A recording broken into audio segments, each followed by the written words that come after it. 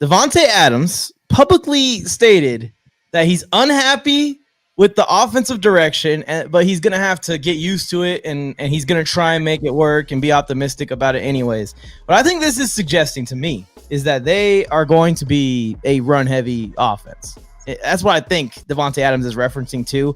Josh Jacobs just had a career year, went nuts. He's also playing on a franchise tag, I believe. They didn't get an extension done for him. So if they're going to run him into the ground, it would be this year. And they got Jimmy G at quarterback, who they know if they ask to drop back too much, simply just isn't going to make it to the end of the season. It's just been bad news from the beginning. Like, he wanted to get away and show, like, hey, I can win without Rodgers. And he wanted to be in Vegas. He wanted to be with Derek Carr. And they go this route. Mike, I think the bigger issue is Jimmy G doesn't push the ball down the field. Like, and that's taking away from Davante's ability to work and do his magic. And I think Davante is just like, I didn't sign up for a 7-10 record and, a 980 catch season. I'm starting to think that there are some scenarios where this Vegas team is really stinky at the beginning of the season and Tae wants out very quickly. We're not going to talk landing spots or anything like that, but what do you think about the possibility of him being a guy from now until the trade deadline, let's say, that ends up back on the market again? Trade market. I definitely think that is in the mindset of who the general manager and the coach are, right? Because as much shit as we want to talk about the Raiders or whatever it is, I think that those two guys really are about team first and are trying to build a culture. And if they have somebody who's not fitting in there, they will move on and they'll try and get whatever they can. The smart thing would be for them to handle this way better than they handled the Derek Carr situation. Like, don't make it public that you're moving on.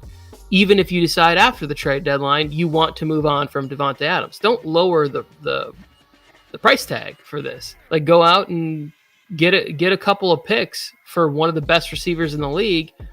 And I could see that. I could see mid-season. Hopefully it's a team from the NFC. I was about to pull the camera in real close and say, hey, Mr. Ziegler, if you trade this motherfucker to the Jets, I'm going to lose my mind. I think the issue might just be like, hey, I came here to play with Derek Carr. And I understand if you guys want to try and go out and get an upgrade or make a move for the franchise's success or whatever it is. But you guys went from paying Carr $40 million and didn't want to do that. Didn't want to give it one more year with Carr to let the contract kind of work its way towards its end. But you paid and brought Jimmy G in and didn't get anyone in behind him. So, like, what are we even doing here? Why wouldn't we have Carr here? Why go to Jimmy G? It doesn't really make sense. So I think Jimmy G is a slight upgrade for what Josh McDaniels wants to do.